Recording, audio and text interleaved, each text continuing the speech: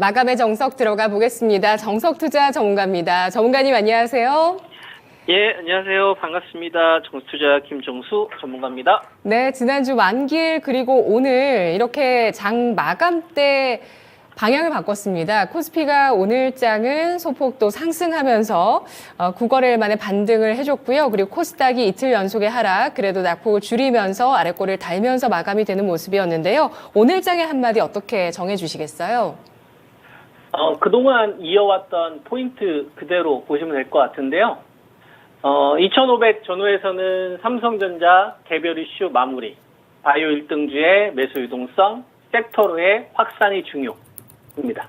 네, 삼성전자 실적 시즌 포문을 열었는데 삼성전자 이어서 LG전자, LG에너지솔루션까지 다 그랬습니다만 실적 부진하게 발표한 그 여파가 우리 시장에 계속 되고 있습니다. 여진처럼 오늘도 LG에너지솔루션 하락하는데도 실적 이야기, 지난 4분기 실적 이야기를 붙이더라고요. 자, 오늘 삼성전자가 상승을 하는 모습인데요. 오늘 소폭 상승을 했습니다. 9거래일 만에 반등이네요. 삼성전자 1%까지 상승을 했고요. SK하이닉스 보합 그리고 한미반도체가 또 하락세를 기록했지만 횡보 구간입니다. 어떻게 봐야 될까요? 전략 주시죠. 네, 이어온 전략 그대로죠. 지금 현재 시장의 성격을 좀 분명히 알아야 될 것 같은데요. 2675 1월 2일 이때는 제일 중요했던 게 8만 전자 가 제일 중요했어요. 삼성전자가 8만 전자 넘어가는 게 제일 중요했고, 그 다음에 셀트리온이 바이오 제약에서 주도주로 시세를 좀 품었었기 때문에 삼성바이오로직스를 당기는 흐름들이 되게 필요했습니다. 삼성바이오로직스가 80만 원 넘어가는 시도가 나와야 된다. 여기에 이제 유동성이 10조 이상 좀 붙어야 우리가 이제 화려한 좀 비상을 펼칠 수 있는 이런 부분들이 있었거든요. 근데 이 부분이 이제 안 나왔잖아요. 나오지 않았었을 경우에는 지금 시장에서 이 2600, 이 70을 넘어갔었을 때 중요하게 작용했었던 이 기업들이 2500 요 부근에서도 이 중심 역할을 계속 해주는 게 필요하다는 거죠. 왜냐하면은 지금까지 시장을 이끌어왔던 주도주가 반도체하고 그 다음에 이제 바이오 1등주였기 때문에 배터리는 후발이었잖아요. 그죠? 그러니까 지금 구간에서는 대들보가 살아있어야 된다가 제일 중요한 거고, 그래서 제가 많은 주제를 던지지 않았어요. 지금 앵커님하고 이 방송 한 지도 꽤 됐지 않습니까? 한 달이 넘는 기간 동안 잘 보면, 이번 구간에 계속 삼성전자 이야기하고 있고요. 그죠? 그리고 바이오 1등주의 유동성 확산, 요거 없으면 다 뭐로 보고 있냐면은, 저는 이제 신뢰하지 않는 거죠. 현재 시장이 제대로 돌아섰지 않았다. 2500 올 때까지 서두를 필요 없다고 보는 거예요. 이게 지금 벌써 한 시간이 하나, 둘씩 좀 지나면서 어느덧 2515까지 온 겁니다. 그러면은 우리가 이 구간에서 우리가 생각을 해야 될 게 다시 시장이 랠리를 펼쳐지기 위해서, 그죠? 랠리를 펼쳐지기 위해서 다시 전고점을 돌파를 해서 가격 조정이 나왔던 주식군들, 이런 주식들이 화려한 비상을 다시 펼칠 수 있으려면 출발 신호들이 있어야 될 거 아니에요. 그죠? 이제 달리기 시작한다. 이제 다시 추세를 만들 거야. 라고 한다면 그 전에 징후들이 있어야 된다는 얘기를 하는 거죠. 그죠? 그럼 그 첫 번째 징후가 나오기 전까지는 서두를 필요가 없는 거예요. 천천히 하는 거예요. 좀 우리가 고점에 차익 실현했던 사람들, 2650이나 70 넘어가면서 좀 이슈했던 것들은 좀 기다리는 거예요. 이 신호가 나올 때까지. 절대 서두를 필요가 없는 겁니다. 왜냐하면 지금은 10조 시장이 아니라 8조 시장이니까. 그 어떤 신호를 기다리는 거예요, 여러분? 그냥 삼성전자가 요번에 이 실적 쇼크하고 그다음에 블록딜 관련된 이 부분으로 좀 빠진 거잖아요. 반도체 가격이 급락하거나 인플레이션 관련된 부분이 다시 재부각된다거나 미국 2년물이나 10년물이 다시 금리 인상 신호를 보인다거나 이런 거 전혀 없지 않습니까? 금리 미국 2년물 같은 경우에는 오히려 PPI 지표 발표되고 나서 전주점을 깼잖아요. 금리 인상이 지금 시장이 화두를 가지고 있지 않아요. 그러면 삼성전자는 그냥 개별 이슈로 끝나는 게 맞는 거죠. 왜냐하면 반도체 가격이 급락이 나온 게 아니니까. 그러면 삼성전자가 이 사태를 마무리해야 된다 이겁니다. 왜냐하면 삼성전자가 흔들리면서 관련된 소부장 관련된 기업들과 그다음에 배터리와 자동차와 바이오 관련된 주식들의 이 매도 확산이 커졌었기 때문에 그 진앙지가 삼성전자였다고 저는 보는 거예요.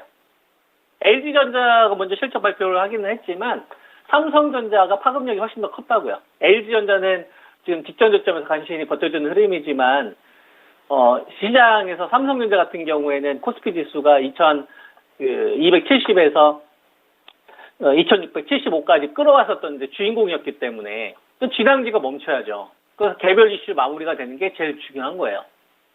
이거 이외에 나머지는 별로 안 중요한 거예요. 이 신호가 나오기 전까지 신호가 없는 거예요. 무슨 말인지 이해되죠? 끝까지 기다린 거예요. 이런 신호들이 지금 나온 게 중요한데, 그러면 이게 마무리가 되고 있는지 한번 봅시다. 지금 삼성전자는 3일 동안 양봉 시도가 나왔어요. 전주점을 안 깼어요, 여러분. 그죠? 근데 코스피 지수 한번 봐봐요. 지수는 3일 연속 전주점을 깼어요.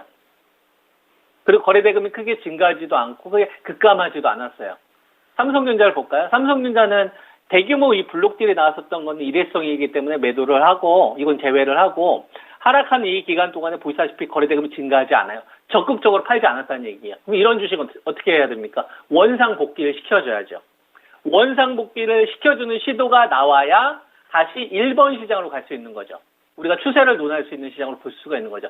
지금 그냥 브레이크 걸려고 하는 시도가 나오는 겁니다.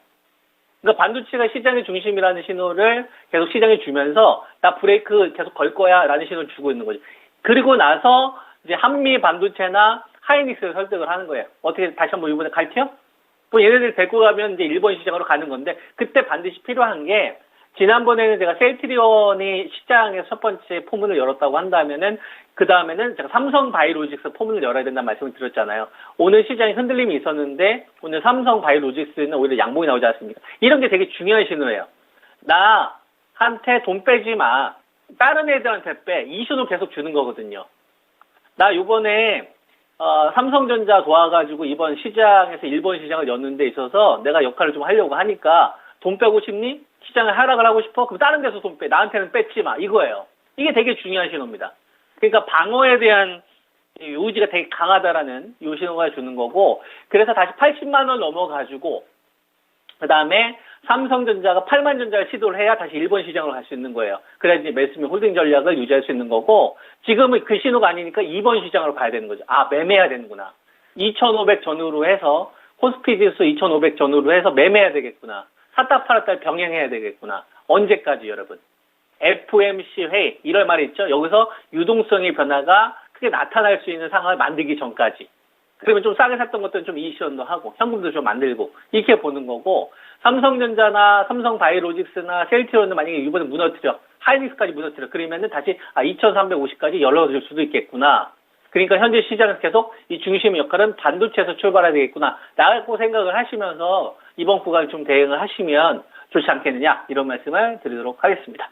네, 알겠습니다. 현재 시장의 중심점 삼성전자, 그리고 그 주변의 종목들 SK하이닉스, 한미반도체, 과연 삼성전자의 개별 이슈인지 아닌지 이들 종목까지 확인을 해보셔야 합니다. 적산명의 삼성전자 마감이었습니다. 고맙습니다.